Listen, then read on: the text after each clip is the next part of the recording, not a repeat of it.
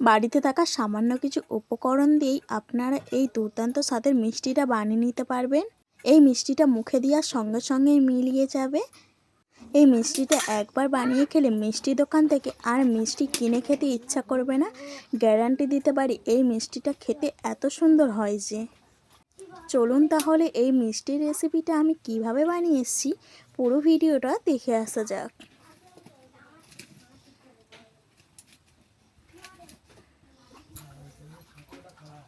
নমস্কার বন্ধুরা, মামনির রান্নাঘর স্প্রেস ফুটে আবারও আপনাদেরকে অনেক অনেক স্বাগত জানিয়ে আজকে আবার একটা নতুন রেসিপি নিয়ে চলে এসেছি। আজকে আমি একটা মিষ্টির রেসিপি করে দেখাবো।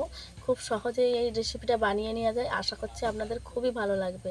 আর এই রেসিপি একবার খেলে বারে বারে বানিয়ে খেতে ইচ্ছা হবে, এমন একটা রেসিপি। চলুন তাহলে রেসিপি কিভাবে আমি বানাই পুরো ভিডিওটা দেখে আসা যাক। চালনি নিয়ে নিয়েছি, সুতির কাপড় নিয়ে নিয়েছি, বাটি মেপে দইটাকে নেব এক বাটি।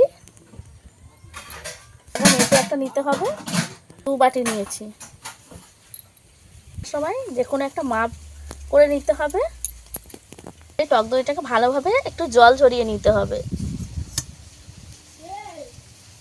এই যে একটু এইভাবে চাপ দিলেই জলটা অনায়াসে বেরিয়ে আসবে। একটু বের করে দেবো চিপে চিপে।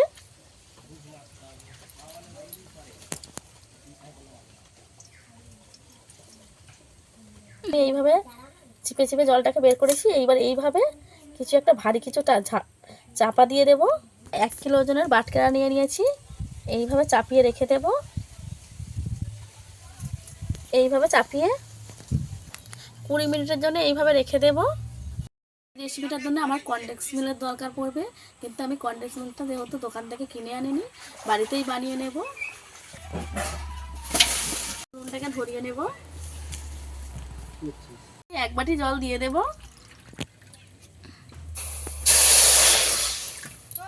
জলটাকে ভালো করে গরম করে নেব। যে বাটি মেপে জল নিয়েছিলাম ওই বাটিরই হাফ বাটি দিয়ে দেব গুঁড়ো দুধ। তাকে একটু ভালো করে মিশিয়ে নেব। এখানে হ্যান্ড উইস্ক দিয়ে একটু মিশিয়ে নিচ্ছি যাতে করে ভালো করে একটু মিশে যায়।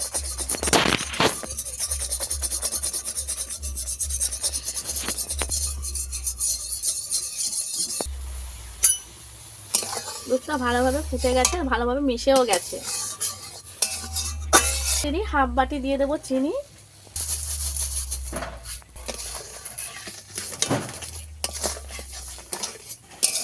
এটাকে ভালো করে ফুটিয়ে একটু গাঢ় করে নেব।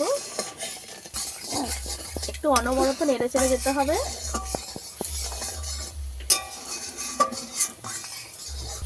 এইভাবে কিছুক্ষণ ফুটিয়ে একটু মোটা করে নেব, আর একটু মোটা করব। প্রায় রেডি হয়ে গেছে, নামিয়ে নেব। 1 চিমটে দিয়ে দেব খাওয়ার সোডা, বেকিং সোডা। ভালো করে একটু মিশিয়ে নেব। নিচে নামিয়ে গরম অবস্থাতেই দিতে হবে, আর এইভাবে ভালো করে একটু মিশিয়ে দিতে হবে।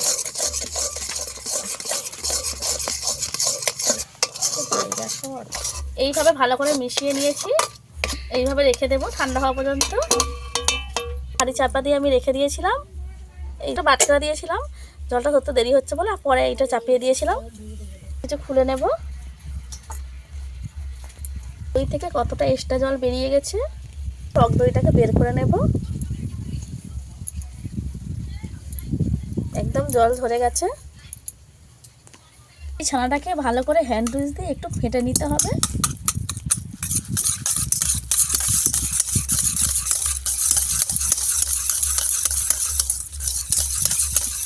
এইভাবে মিশিয়ে নিতে হবে।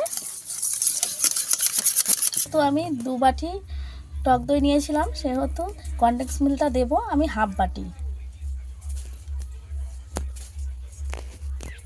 এবারে ভালোভাবে মিশিয়ে দেব।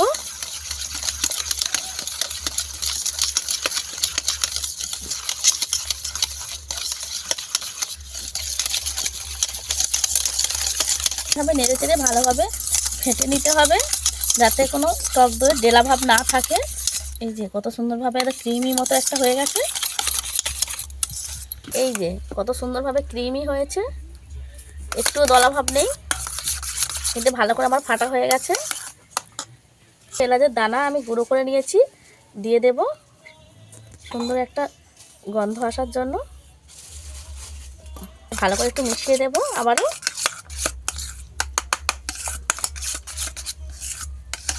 এরকম একটা বাটি নিয়ে নিয়েছি, এই বাটির মধ্যেই আমি বসাবো মিষ্টিটাকে। কাগজ নিয়ে নিয়েছি, সাদা কাগজ, আপনারা চাইলে বাটার পেপারও দিতে পারেন। এটা সাদা কাগজ, তাই একটু বাটার পেপার বানিয়ে নেব। একটু ঘি দিয়ে দেব, ভালো করে একটু মিশিয়ে দেব।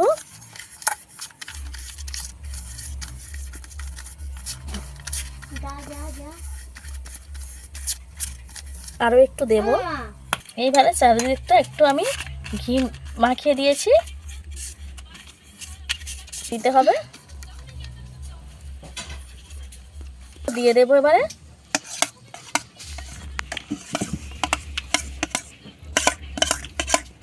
একটু সমান করে দেব ভালো করে।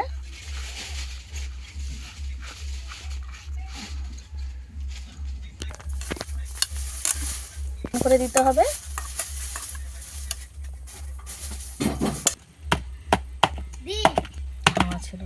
ঝাঁকিয়ে দেবো, যদি কোনো হাওয়া থাকে বেরিয়ে যাবে।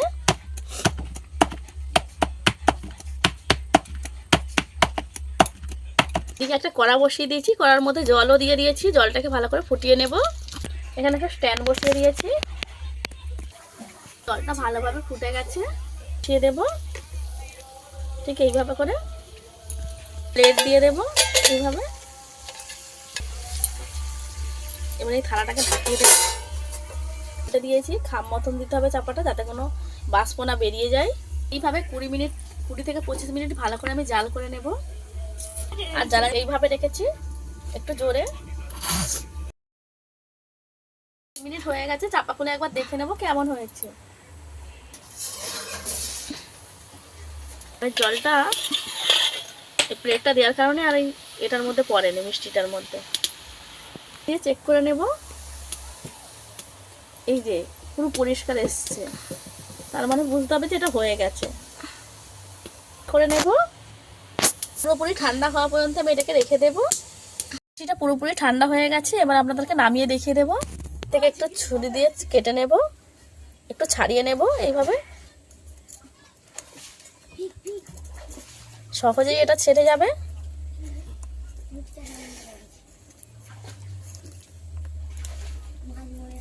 নিয়ে নিয়েছি, এই প্লেটটা দিয়ে প্লেটটার মধ্যেই বের করে নেব।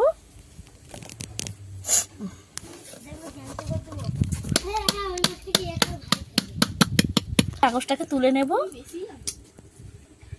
প্রত্যেকে একটু বাদাম কুচি ছড়িয়ে দেব,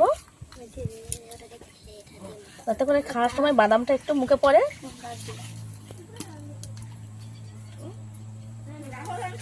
আপনাদেরকে কেটে দেখিয়ে দেবো এটা কেমন হয়েছে।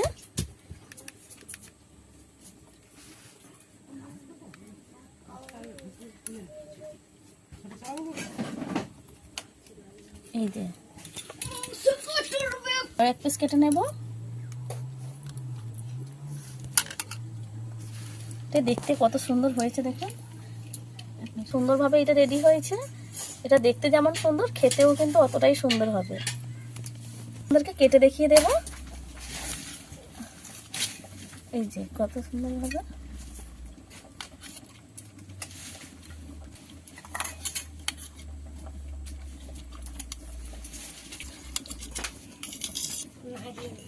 রেখে খেলে কিন্তু খেতে দুর্দান্ত স্বাদের হয়, আর খেতে দুর্দান্ত লাগে। নিয়ে খেয়ে দেখবেন, আশা করছি আপনাদের খুবই ভালো লাগবে। আর এই রেসিপিটা খেয়ে দিতে আপনাদের ভালো লাগে অবশ্যই আমার চ্যানেলটাকে লাইক করে শেয়ার করে দিতে একদম ভুলবেন না। আজকে ভিডিও এই পর্যন্ত, দেখা হচ্ছে নতুন কোনো ভিডিও নিয়ে। ততক্ষণে ভালো থাকবেন, সুস্থ থাকবেন।